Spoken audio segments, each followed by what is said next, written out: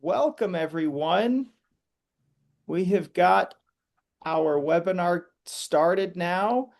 Thank you so much for attending. Looks like we've got a good group of attendees. I appreciate everyone taking some time out of their day to join us. My name is Jordan Buckner, and I am Executive Vice President with Security National's Funeral Home and Cemetery Division. I've been with Security National full-time for almost 16 years. And in those 16 years, I've had the privilege to go on some incredible Security National President's trips. Some of the incredible venues I've had the privilege to experience have been most recently Norway, which was just fantastic. But Security National has also taken us all over the world to Fiji, Costa Rica, Hawaii, the Mediterranean, and Vienna, and others. So Security National has a rich tradition of really bringing some incredible destinations to our president's trips.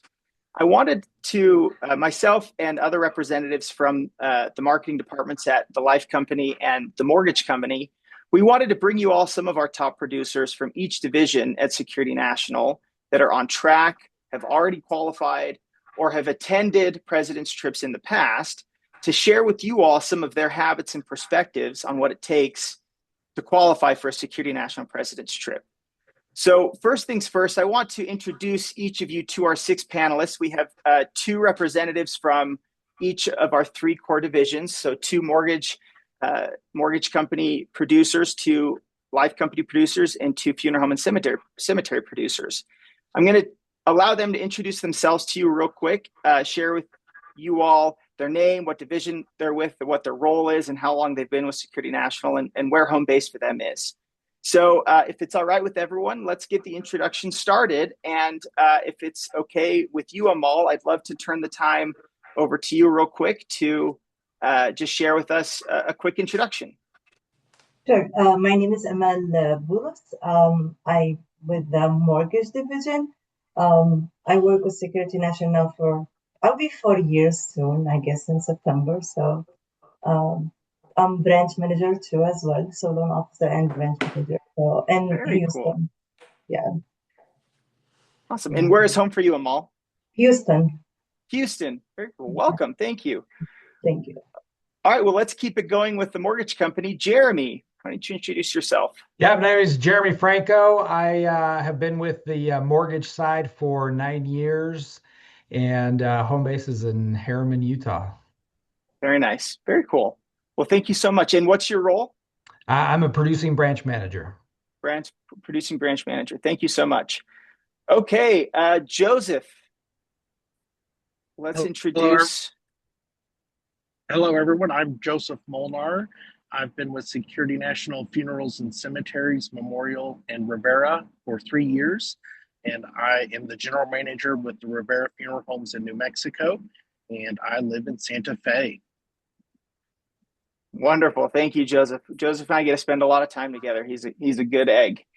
Okay, Jenna from the Funeral Home and Cemetery Division. Yeah, I am a cemetery director / family services advisor here. My home base is Redwood Cemetery. I have been with Security National. It will be a year in July. Thanks, Riley. And my home is in West Valley City, Utah. Very cool. Thank you, Jenna. And let's switch over to the live company. We've got Carmen Tinoco. Hello, everyone. My name is Carmen Tinoco. I'm agent producer. I started in September 17 to 2021 with Security National Life, and I live in California. Very cool. Thank you so much, Carmen. Glad to have you here. And then last but not least, Javier Valenzuela. Thank you. The best for last, right? That's My name right. is Javier That's right. Valenzuela.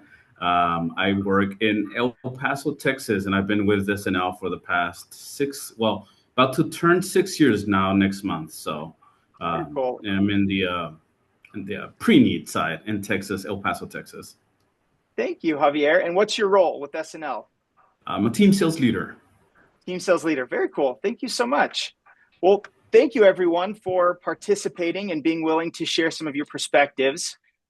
Throughout our discussion today, if anyone that's attending and listening in, if you have a question that comes up, about a topic that we're discussing, please don't hesitate to drop that question in the chat, and we're going to try to reserve some time for some general Q&A at the end, if that's all right. So if you have a question, drop it in the chat. Jackie's monitoring that, and she's going to help me at the end if we have some time, try to get some additional questions out to the group. So as we begin, I really wanted to, because I know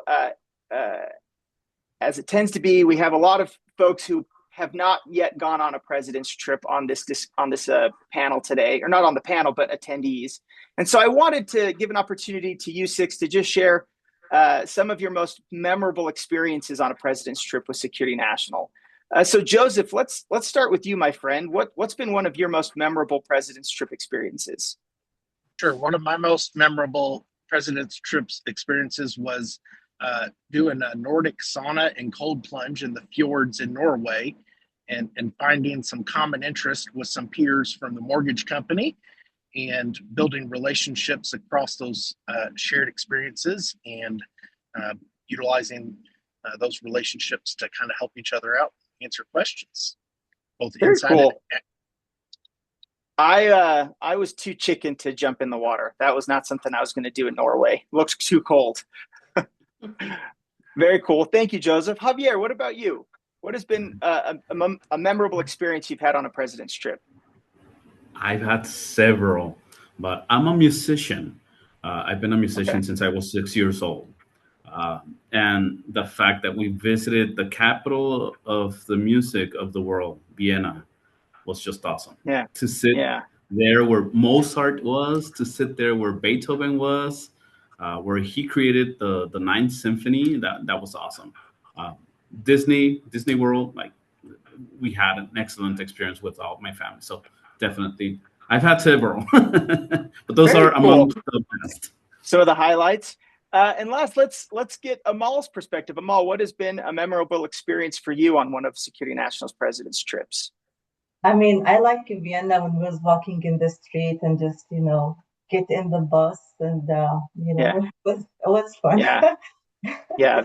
Vienna. Free. Like, we didn't have this in Houston. We have to be in the car, but over there it was like walking. Yeah. That's exactly right. Yeah, Vienna was amazing. Norway was amazing. We've done some incredible things.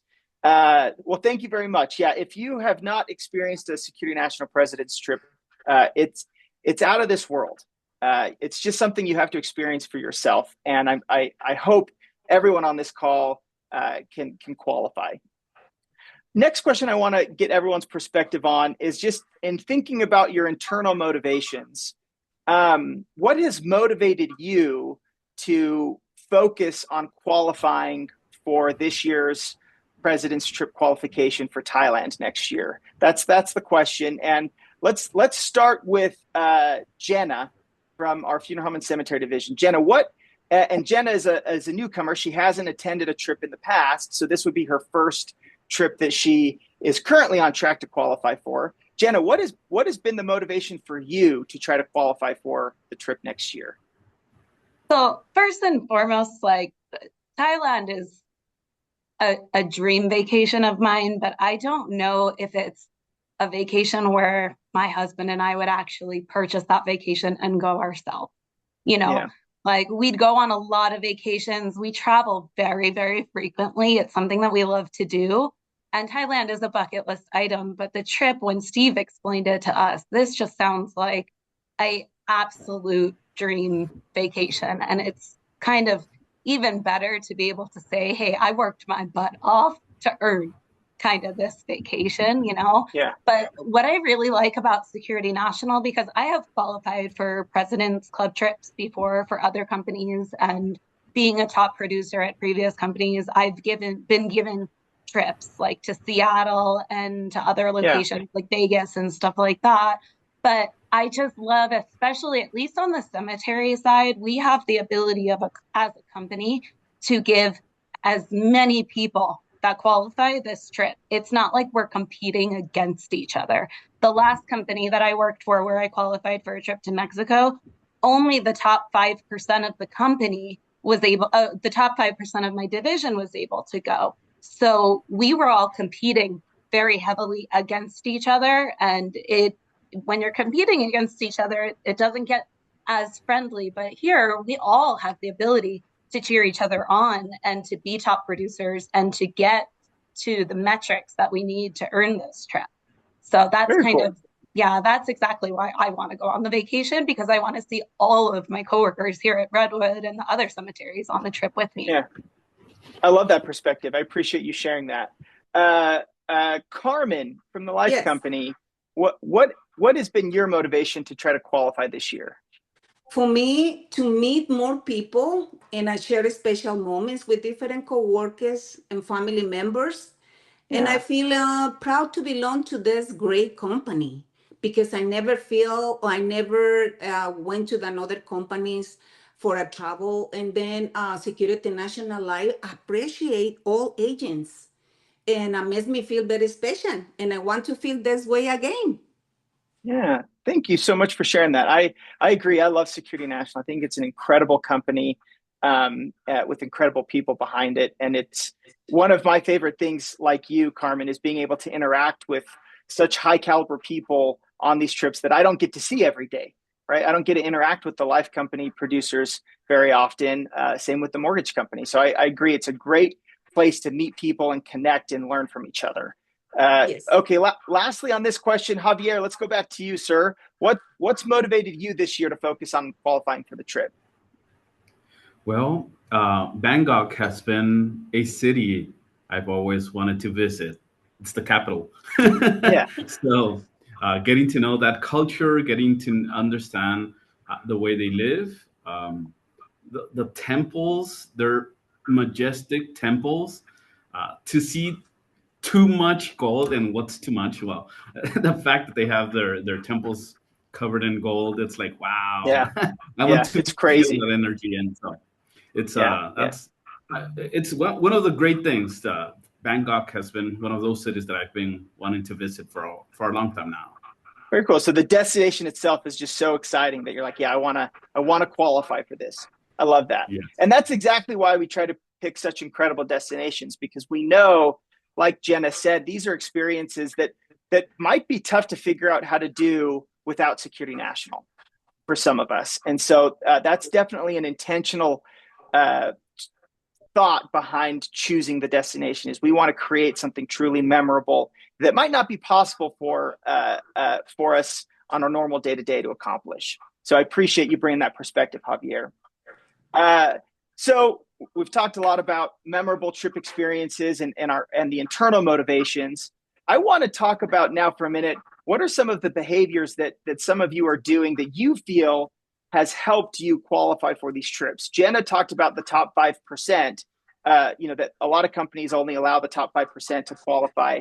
What we have found is that naturally, it is the producers with the best and most disciplined behaviors that tend to be able to produce enough to qualify for the trip, and it naturally tends to be that top 5 to 10%. So those of you that have been on a trip, you've got the behaviors and habits that allow you to be a top producer. And so I want you to share with us what some of those have been. So Jeremy, let's give you an opportunity, my friend.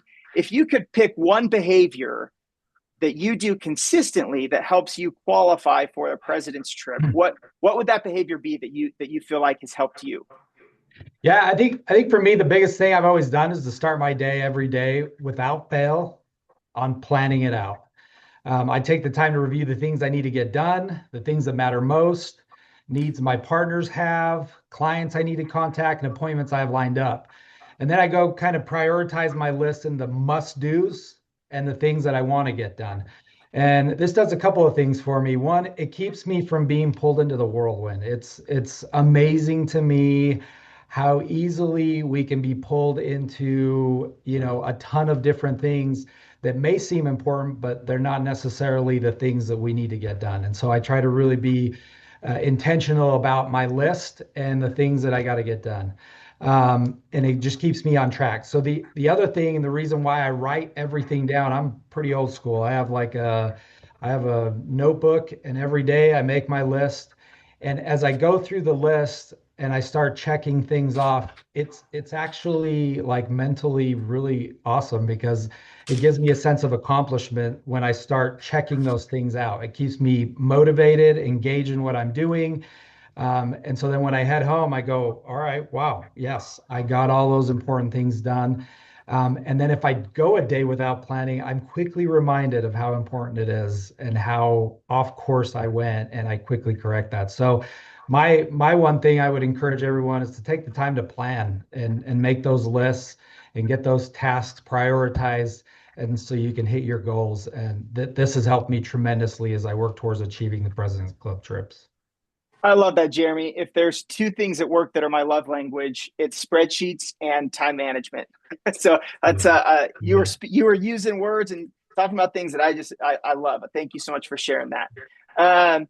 Let's jump over to Joseph again. Joseph, what's one behavior you feel like you do consistently that has helped you qualify for both of the trips that you've been able to participate in your time with us? Sure. Making sure that my WIGs and my leading indicators, being my daily activities, align with organizational goals. And another way to say that is I manage my activity to the trip metrics. They wouldn't be the metrics if they weren't good for us and the company and the people we serve.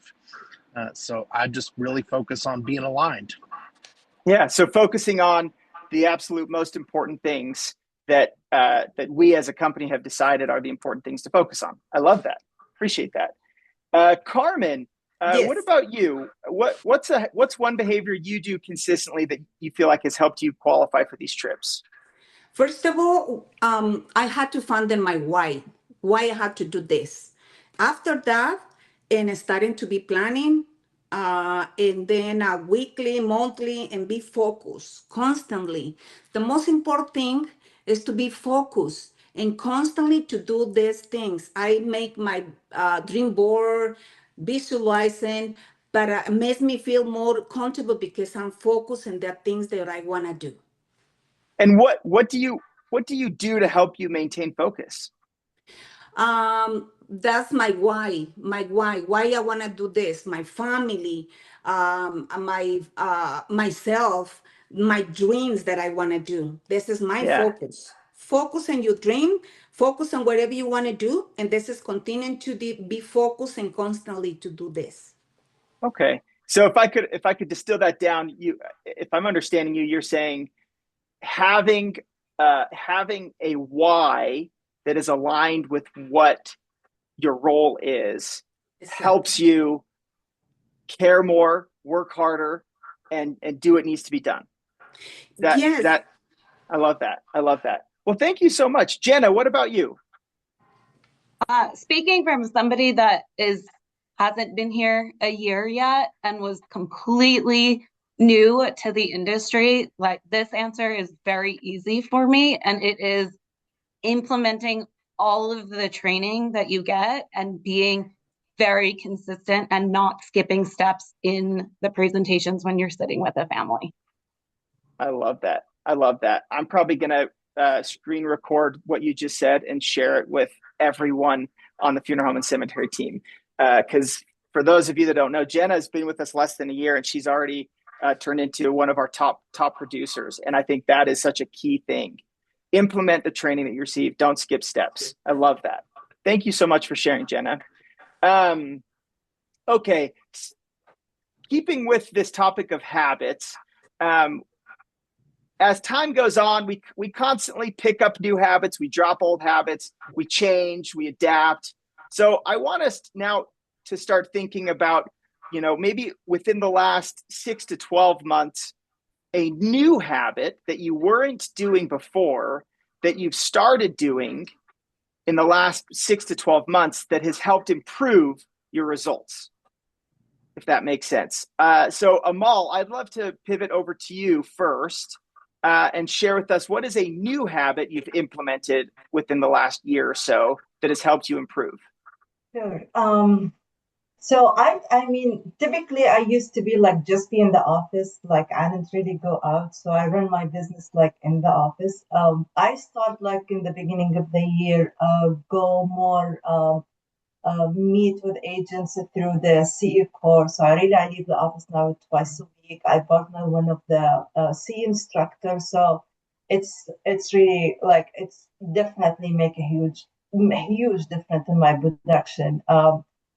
Because it's easy to go and instead of go just meet agents one on one. I feel like really this is really a good opportunity for me to go and just like they're already there. You just go introduce yourself and sponsor this event and move on. You don't need to call agents. You don't need to do that. So this is one Yeah. of the habits I start doing in the beginning of the year, and definitely make a huge difference and make my life easy. I don't need to run after agents anymore. They come to me Yeah. now. I love that. And especially if you're on this call and you're a sales leader, I think you should take heart to what Amal is saying. Spending time with your people, developing them, coaching them, mentoring them, is how you multiply your efforts, right? And really create true development and improvement. I love that. Thank you, Amal, for sharing that. Javier, let's come over to you, sir. What is a new habit that you've implemented over the last year that has helped you improve? Well, something that has worked tremendously for the whole team here in El Paso is talk to the masses. It's better if you talk to a big group of people in one conversation or one presentation, if we could say it, than talking to several people doing several presentations. So if you contact 50 people, it'll take you a big amount of time, but you can have that same amount of people in one room and do it within an hour. And so Okay. talking to the masses has been a great thing we've been doing for a couple of years now, where we try to go to companies, large companies, and ask them if they allow us to give a presentation to everyone. And then after that, we get as many leads as possible from those places or from those companies. So I would say focus or try to work with the masses, because you're working smarter, not harder, and makes it a lot quicker than trying to visit each individual house. I love that. That's a great perspective. And I think we've seen some of that across the Life Company and the Funeral Home Cemetery division as well. Thank you. Okay, Joseph, what about you? What's a new habit? You talked about kind of your consistent behavior, but what's a new habit you've picked up over the last 6 to 12 months? Sure. I have started focusing on shifting my coffee and morning routine to being something that happens on my time at home, making sure that my clothes and lunch are ready the night before and ironed so that I can kind of have my coffee and get myself ramped up for the day at home, so that when I get to my desk, I'm focused on work and I'm not still warming up to the day. I love that. Thank you so much, Joseph. If anyone has a habit that they feel like they've implemented or that has really helped them be successful, that's an attendee, please drop it in the chat. I'd love to share it with the group. So thank you, everyone, for providing your perspectives on your habits. Anyone else on the panel, has anything else come to mind in terms of a consistent behavior or a new habit that you've implemented that you've thought of that you'd like to share with the group?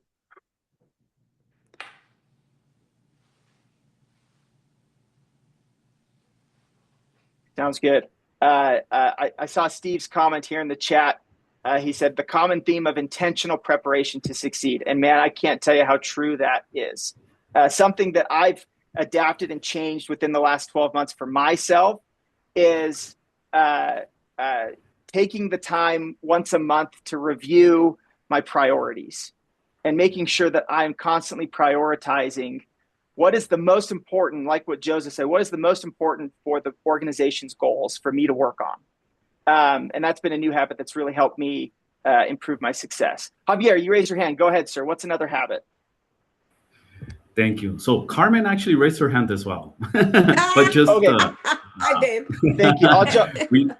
doing writing every single day, writing every other, the night before, what is it that you're trying to achieve the next day? Have like a checklist of your goals. But writing your goals makes Yeah. it not only visual, but you're also doing it physically, and so that helps a lot.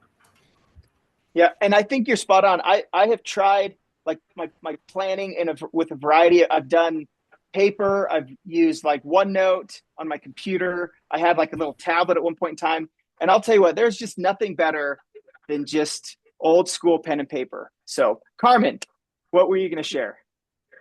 Okay, for me, like an agent, producer, every single day I had to meet people every single day, no matter what.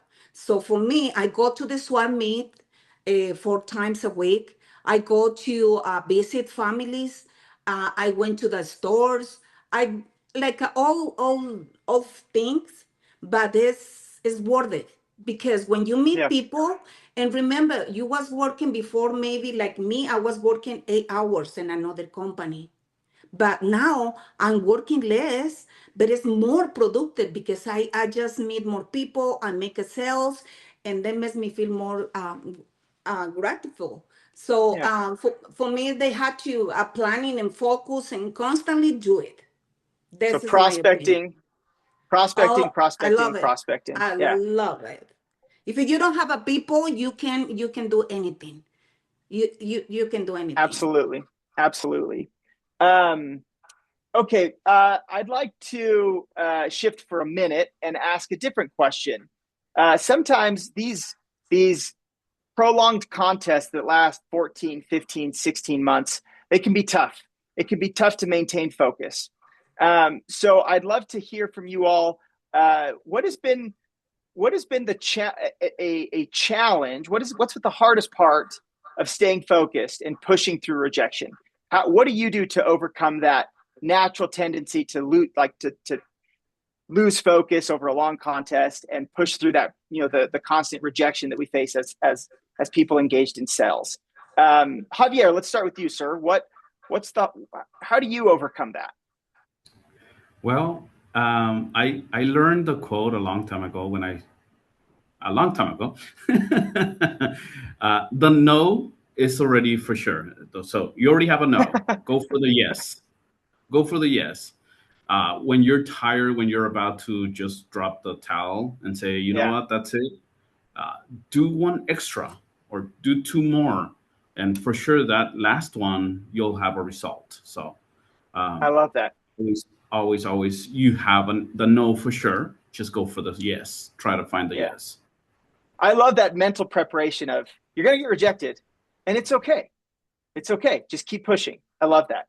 Thank you so much, Javier. Jenna, what about you? So kind of going back to what I said with the first question about Security National and how I love that everybody has the opportunity to qualify for this trip. I kind of just compete with myself every single week. I go week by week. Sales, I know and have known all these years that I've been in all different sales roles. Sales is a numbers game, right? And I never take one big sale and then rest. I take one big sale and then the next day I want to outdo the sale that I just did. So I want to keep outdoing what I did the week prior. So that's kind of how I make it, where I'm not resting, because it's like the week I sold a private estate at Mountain View, I wrote 13 other contracts that week for families. It wasn't like, oh, I got one big sale and I can rest for a little bit. It's like, no, I gotta keep going, and I'm gonna beat myself for next week. So I love that. Never get complacent. And I love that kind of the internal contest mindset of just always trying to compete against yourself. I love that. Thank you. Let's see. Amal, what about you? How do you overcome that challenge of maintaining focus and pushing through rejection? So, I mean, especially in the mortgage, we really have a lot of challenge, okay? Because Yes. now it's a tough market, and just hearing the people around you saying it's a bad market, we can't close deals, this in itself is challenge, right? So, Yeah. I overcome it that I can do it. I don't listen to negativity. I just like to be positive and just like say, you know what, if I can do it, you can do it. Just go there and market and, do what you need to do. The other challenge we really have as a sales or loan officer is when you work in a file for like a month or so and it fell apart the last second for any reason, the appraisal come wrong, someone decide to back up last second. And he's like, oh my God, I wasted all this month working on this file and then just fell apart like this. I mean, especially if you know the reason, like Yeah. it's something outside control. Even if it's one deal within a lot of deals, you still feel bad, right? So Yeah. I overcome it by just we have to move on, like we can't just Yeah. be negative and just stop there. Yeah. But we do Yeah. have a lot of challenge. I think especially now, you know, like because we're trying even to uh, we cannot limit ourselves on one product, so we have to be like really like we're trying to bring a lot of new products. So when we hear like, okay, Security National have a new product, we try to be creative and try it, right? Yeah. So the Yeah. challenge also we may have is just like, okay, with especially like for example, we start the new program with Arrival, right? um, I mean, it's a new program. We never closed deals before, and we try to like try it because it's a good product, right? I mean, I can't imagine how much we was like disappointed the first few months. Like, how we can close these deals? A lot of the question we cannot answer maybe until now, but we have to Yeah. overcome it. We always have That's to be right. like, we can do it. We will close. So that's I all. love that. I love the eternal optimism. It's so important, and I can feel that from you, Amal. So I appreciate that.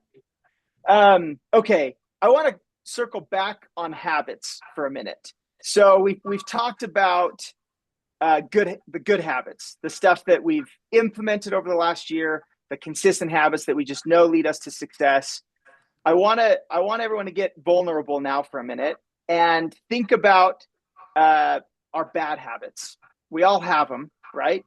What is one bad habit that you've stopped engaging in, maybe in the last year or so, that has also improved your results? Because part of sometimes success is taking a hard look at ourselves and, hey, how am I holding myself back, right? So, Carmen, let's start with you. What's one bad habit that you've stopped engaging in that has helped improve your results? Okay. I stopped doing the things that weren't part of my plans, like lost time, doing nothing at home, or nothing important like TV or socialize frequently with friends and something like that. And I started to organize myself around what I wanted and what I'm doing, and with a great faith of, and I expecting better results because God given the seed, and God given the seed, and it's up to me to cultivate it. Because when you don't thinking that you can do it, you're not gonna do it. So you have Yeah, to be focused on your things, plant your seed, and cultivate it. How does it cultivate it? Calling, making phone calls, go prospecting. I say I am agent producer. Okay, I had to go outside. yeah, I love that. I love that. And sometimes we all suffer from the getting ready to get ready kind of concept, and we've got to. But I love what you said. Stop doing things that aren't part of the plan. I love that. I love that. Staying focused and dedicated to, I have a plan. I know what I need to do today, and I'm not going to let anything get in the way of that. Right? Like Jeremy said, the whirlwind. Don't let the whirlwind suck up your day. Jeremy, what about you, sir? What's a bad habit that you've stopped engaging in that's helped improve your results? Yeah, so one thing I committed to doing this year that's helped me tremendously is to avoid negative talk when it comes to our industry. I mean, everybody already knows it's a tough market, and I think there's already too much talk of that. So it's interesting. At the end of last year, I was in a sales meeting with my builder partner, and we have the opportunity each week to do what's called the Mortgage Minute. So we go up and we kind of share market update. And so at Mm-hmm, that mm-hmm. that week, it happened to be a pretty volatile week. Rates had spiked up, and when I started to present, I guess I happened to kind of sigh. My body language was kind of negative, and without saying anything, I really said everything.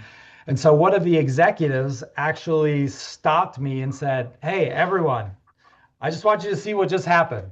Did you see what happened when he started talking about race? Did you see what he did with his body language? Did you see what he kind of slumped down? He was kind of negative, and so he called me out in front of this whole group. And his point in doing that was that, hey, look, yeah, rates moved up higher this week, but did we stop to think about that rates are still better than they were in the last year? You know, that there's Sure. positive things that we can talk about. And so as I kind of reflected about that, I started thinking, okay, yeah, that's got to be affecting me in my business. So I committed to speaking upbeat and positive, you know, with every circumstance when it comes to mortgage.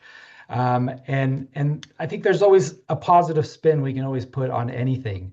Yeah. There's something to be said about being upbeat and staying positive. Our clients, our partners, they're watching us. They're wanting that assurance from us, and if we don't provide it, it's going to affect it. So I've just found that as I do that, it also spills into other areas of my life. If I'm positive during work, if I'm positive during the day, if I'm upbeat, then good things will happen, and it spills into my positive and into my personal life. And then when I get home, I'm not a drag, and I'm there for my family as well. So that's kind of something that I've tried to avoid this year. That was a bad habit. I love that. I love that. Yeah, kind of along the same lines as Amal, and I think that's it's tough to avoid that because our brains are naturally wired to look for the negative. So you have to intentionally focus on the positive. I love that. Jenna, what about you? What's a bad habit you've stopped engaging in? So this one kind of took me a little bit of time to think about. But and I'm speaking more to the cemetery side, they'll kind of understand it when I say it. And fortunately, I caught it early on. I started in July and I caught myself doing it and it was kind of like a personal story. It's prejudging the families that we meet with when they come in for an appointment. I was working Mhm. at a home show and set an appointment with the booth next to me. The son was like, "Hey, my dad's at an age where he wants to get his cremation done, but he wants to spread his cremated remains." And I was like, "Okay, well, before you come in, tell me a little bit about your dad." He was like, "Well, he was in the Navy. He was a Navy SEAL, so he wants to spread his remains in the Pacific." And I wrote all the notes down. When he came in, I was like, talk to his dad, thank you so much for our freedom, everything like that. And I was like, I understand that you want to spread your remains at sea. And they were asking me all questions about what all that entails. And I was like, let me just take you on a tour of the cemetery first, if you don't mind. And we went on the tour of the cemetery, and I have never seen, and he's probably like 6'1". I've never seen a grown man geek out so much over a cremation boulder before. And and he was like, "How many of these can I buy?" So he bought a boulder for himself. And then at the next home show 6 months later, I saw his son, who I met with. His wife walked up to me at the booth and was like, "We would actually like a boulder. Is there one right next to Rory?" So he bought their boulder and they bought both of their cremations. So for me, back in October, it was, hey, a cemetery tour has to be given. It's not just, I'm going to spread my remains, we just want to take them home. But it's also not prejudging a family when they come Yeah. in thinking, oh, this is just going to be a simple cremation, or this is just going to be something small or something like that. So Yeah. I know I haven't been here very long, and fortunately, I don't think I've picked up too many bad habits, but that is a bad habit that I had, where I was prejudging families a little bit before they came in just off the information that I was given. Well, and you never really know if people really mean what they say. I don't know how else to say it, right? Like, because this guy, he's just thought, yeah, I'm going to scatter. And I don't know how deep he'd actually really thought about it until you educated him, right? So I love that. I love that. Someone, I wanted to bring this up. It was Alexander. So this was from the chat, but he says, Joseph's point reminds me of the flywheel principle. Arriving at work with momentum, already spinning and ready to go. And doing the early unglamorous work of personal prep at home is what makes this possible versus starting each workday from a dead stop. That's a really good perspective. And I read that and it hit home for me. I appreciate that. So I wanted to make sure everyone heard that. Well, thank you for those of you that have shared your some of the bad habits that you've stopped engaging in. I want to pivot now and ask this question. What advice would you give to someone who feels like they might be too far behind to qualify? Or, you know, they've been at Security National for a long time and they've never gone, and they just feel like I can never accomplish that. It's just too hard to get those results. So what advice would you give to someone with that mindset? So Joseph, let's start with you, sir. What advice would you give to someone who feels like they're quote unquote too far behind? Oh, we might have lost. Oh, there he is. Go ahead, Joseph. Okay, we've lost Joseph's audio. So Joseph, I'm going to pivot to someone else. We'll come back and try again here in a minute. Check your headphones, maybe. Okay, Carmen, what about you? What advice would you give to someone who feels they're too far behind to qualify? My advice is take a few moments in silence, empower yourself. Human beings are created everything they want to achieve. You just have to find your why. First of all, your why. To be able to achieve anything you set out to do. If you think it's late, it's not. Miracles happen if you believe. Just do it. My friends, do it, because you are at time. We're in the middle of the year, and we have to do it if you want to go and you want to go forward. I love that. Thank you so much. Okay, Joseph, let's try again, sir. What's a piece of advice you'd give to someone who feels they're too far behind? Okay, do you have me now? Yes. Yeah. All right. Well, I have fallen just slightly behind this last month, and to put the pedal to the metal and keep focusing on those activities that you've already identified as wickedly important. And realistically, what's the worst that can happen? You get the ball moving forward for the next trip, and even if I do fall short, or any of us fall short of this trip, there's plenty of other benefits and things out there that gaining momentum and having success just short of the trip, that positivity brings success and impacts. So shoot for the stars, or shoot for the moon and land among the stars. I love that. Yeah. And I love that the phrase you said of like, so what? So what if you try and you miss it? That probably means you would have developed the habits that'll make sure you qualify for the next trip. Yes. Right? So I love that. There's never a better time to start improving your habits than today. Because that will set you up for success, even if it's not this trip, but maybe the next one. I love that. Okay, I've got one last question, and then I just want to remind everyone, if anyone has any other questions that they'd like to pose to our panel, please drop those in the chat. And then Jackie, if you want to queue those up for me, if there are any. But just a reminder, get your questions in the chat, because we've got one more question, and then we'll have some time for some Q&A if there are any questions. So speaking of your why, and Carmen, I didn't have you set up to answer this question, but I'm actually going to go to you first, because you've mentioned this a few times. What is your why when it comes to your role at Security National? My and what you why, do? well, for me, it was the satisfaction to traveling with my family. I'm enjoying that I saw in their faces while planning it. It makes me feel like I made it. It happened. Traveling with memorable moments for the rest of our life. I just gonna say with the families with Security National Life, we have a good memories with. I made Adam's wife and daughter, Jason's wife, Martin's son, Security National co-working different state. I was enjoying Disneyland World, and it was my time. So there's beautiful moments. You have to thinking about it, and then just do it. Just do it. I love it. Jeremy, what about you? What is your why when it comes to your role at Security National? Yeah, so my why is definitely my family as well. Everything I do is for them. I'm extremely passionate about the mortgage industry.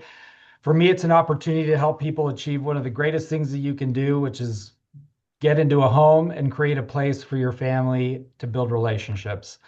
My family's from Argentina, which, by the way, vamos Argentina. Vamos World Cup ganar. starts today.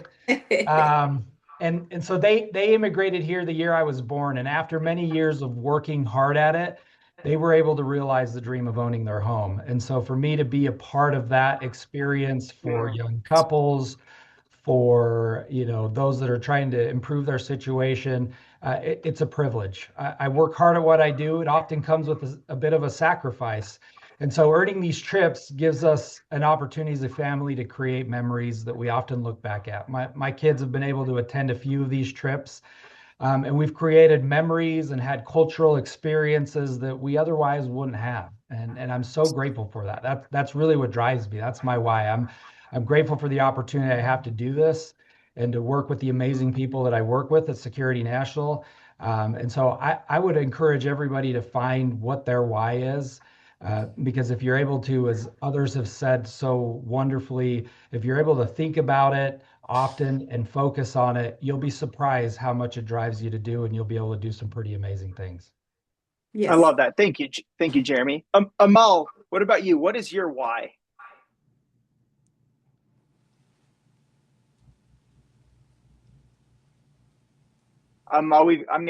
You're muted. Sorry.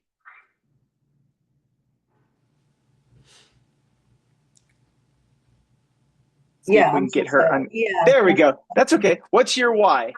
Okay. My why three thing actually. My kids and my community, the people I'm serving, and myself too. I like my kids to be proud of me and see like their mom is successful and she's doing what not other people can do. I like to help people to achieve their dream and myself because I always like to be number one in the production. So, so this is my three why. I love that. I love that. Well, thank you so much for sharing I think we've had between your motivations and whys, we've heard some great inspiring purposes. But the broader point is, you have got to ask yourself the question, why am I here? And find that why.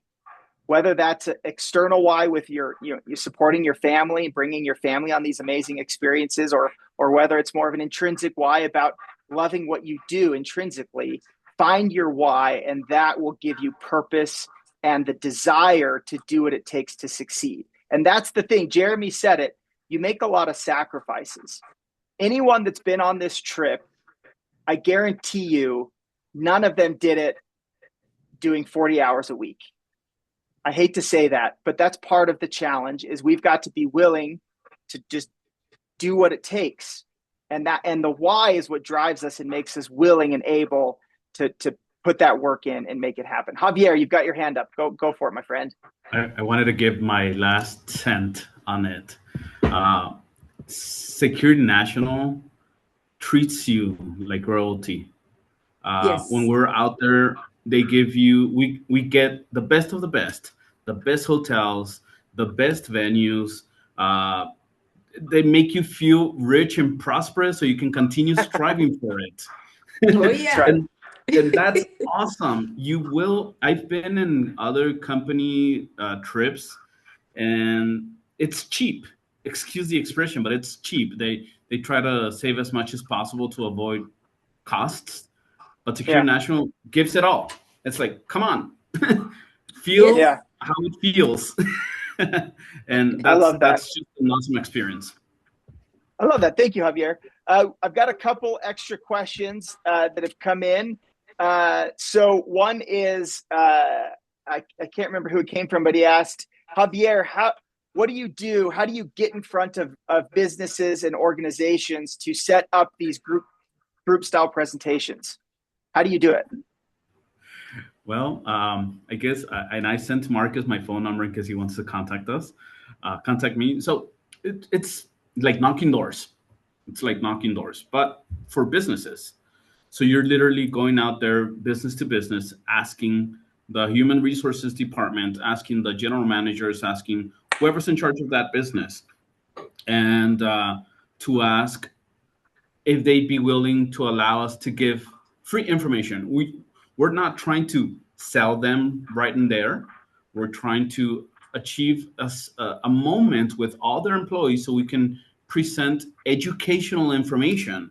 And this matches for any of our departments. If it's mortgage, if it's cemeteries, if it's life, we can all give free information in that sense. We can all educate everyone into what we're doing. And when people hear how is it that we're educating them, that interest automatically pops up. And most people will listen to you if you're a good speaker. And that helps a lot. So talking to masses, going company by company, is literally knocking doors company by company and asking, are we allowed to do this? It's free information. We're not charging the company. We're not charging your employees. This is just free information. And if for any reasons someone doesn't have what we do for, we can help them. And so that's where we get the leads. I love that. Sounds simple, but that. it's just a matter of working out there. Well, and it's just a matter of, and this was the next question that I'm going to ask everyone. Getting over that fear of prospecting, right? That prospecting resistance. I have seen that's probably one of the biggest hurdles to a sales producer finding success, is getting over that fear to just pick up the phone and call, or go down the street and knock on the door. So here's my question to you all that have been some of our top producers. What did you do, or what do you do to get over that anxiety of just picking up the phone and dialing, making those calls, knocking on those doors? So feel free, raise your hand. I'll turn the time over to you. Jenna, go ahead. How do you get over that fear?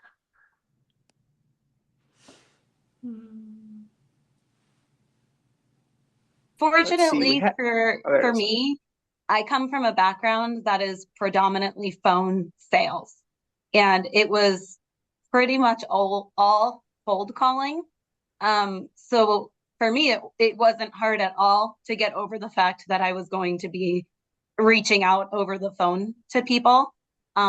So I think to what I would say to people that have that fear is that it is part of the job. And like what I was told in the beginning is, hey, in order to get passed off to start doing pre-need by yourself, we need to see that you are setting up so many appointments. But like ultimately, my job is to bring in people to the cemetery that normally would not walk in themselves.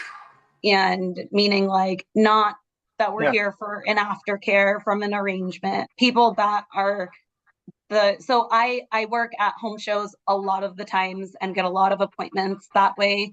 But just reaching out and dialing over the phone, like if somebody says no, it's not that big of a deal. It's to me, it's not that it was a phone call. It's not that big of a deal. We were given a script, and you literally just read the script that we were given, and it sets up appointments. It works. And I go back to going by the training that we're given as a new hire. I had to overcome, because my scripts were always different at different jobs. So I had to adjust to the script that we had, which took a day or two.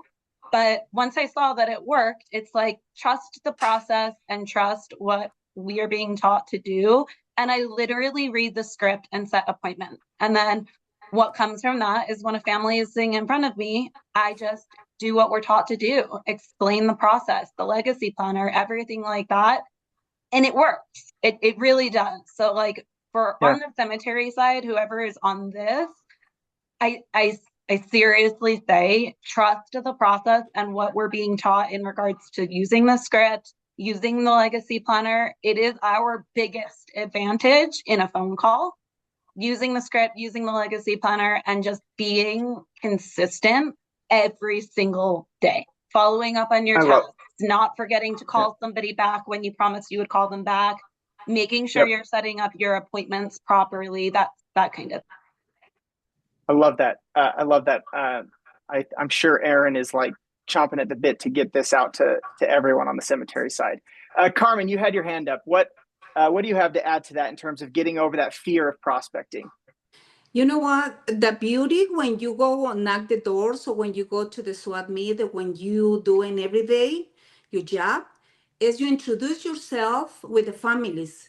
And then when I spoke with the phone, that's I little break the ice and then makes me feel more comfortable.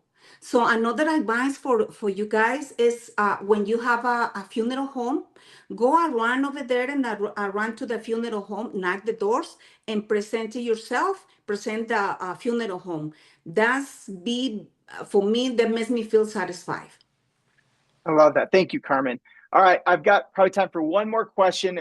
And another one that came in is, what is the biggest difference, do you think, my 6 panelists, what is the biggest difference between the way you think about things as a person engaged in sales of some form or another, and maybe the average salesperson that struggles to even get into that average category of sales? Jenna, what do you think, Jenna? I don't stop after a sale. I keep going. Like I'm not happy with just 1 sale a week or like 2 sales a week. I have to keep going and keep trying to beat the sales that I made the prior week. Yeah. So if I were to really, say the truth here, it's for you, it's not so much about the commission, right? It's not actually. It really isn't. Yeah. That's what I'm hearing you say, is that and I think that's probably a struggle for an average salesperson, is they've got this goal of, I need to make this much money. And when they're on track to hit that much money, they just kind of go on, they coast, right? So I love that. Do not stop. Any other thoughts on the difference between how you think as a top producer and maybe an average producer's mindset? Amal, go ahead. The sales people, they should think about it in a professional way and don't take the rejection in a personal way. Like when I said that, if I call agent, right, and he hang up the phone in my face because he's not interested in my service, right? I didn't take it personally. I will just say, thank you, and just move on. I move to the next product. I would not rejection as, oh, he doesn't like me, or we have to take the things professionally so we can move on, because we would have a lot of rejection. Some people will hang up the phone in your face, some people will even block you, but you just have to keep going. That's really the difference between the people who's actually top producer and the people who's maybe new in the business, or they don't know how to sell. I just want to add something really small. Please go ahead. When I started my loan officer job, I never even been in the sales background. I was social worker, okay, which is not related to sales, right? And I started 7 years ago. Okay, I remember the first week I started this business. Okay, I start calling people and I start to talk about the business like I'm in the business for years, right? The people has to feel like you know what you're doing, even if you don't. in the beginning, right? Not now, but they need to feel like you're confident. You're gonna help them. You the person who gonna save the deal for them. You the one who gonna actually go back, and they know that you have the answer for them. So they need to trust you even if they don't know you, because most of it's so hard to trust people just over the phone. So to build this relationship with your partner and your client to trust you just by meeting you over the phone, this is not something easy, and it really needs self-confidence, and you need to pass this to the people you're talking with. Yeah. It's you need to make sure that how you value yourself is not based upon that person hanging up the phone or setting an appointment, because that's separate from your value as a person. And so you can't make that about they're rejecting me, Jordan Buckner, right? Exactly. No, they're just saying no to this thing that I'm selling, right? I love that. So don't take it personal. Do not stop after a good sale. Act like you know what you're doing in the beginning. I love that. Those are some great pieces of advice. Thank you, Amal. That was fantastic. Well, we are at the hour mark, and I am just so grateful. First of all, Amal, Jeremy, Javier, Carmen, Joseph, Jenna, thank you so much for participating. I know this took valuable time out of your day, and I appreciate you sharing that time with some of our other producers and team members to hopefully help and motivate them to improve their results. I just am so grateful to you for that. Sarah and Jackie from the mortgage and life companies, thank you for helping get this set up. This was really Sarah's vision, and she deserves some credit here. So way to go, Sarah Likens, for getting this going for us. And to everyone that joined today, thank you. Thank you for being here. Thank you for listening. Thank you for participating. I appreciate the time. I appreciate the association with everyone at Security National. It's a wonderful company. I love working with all of you. So let's make this a great week, and I'm excited to hopefully see all of you in Thailand. So thank you very much.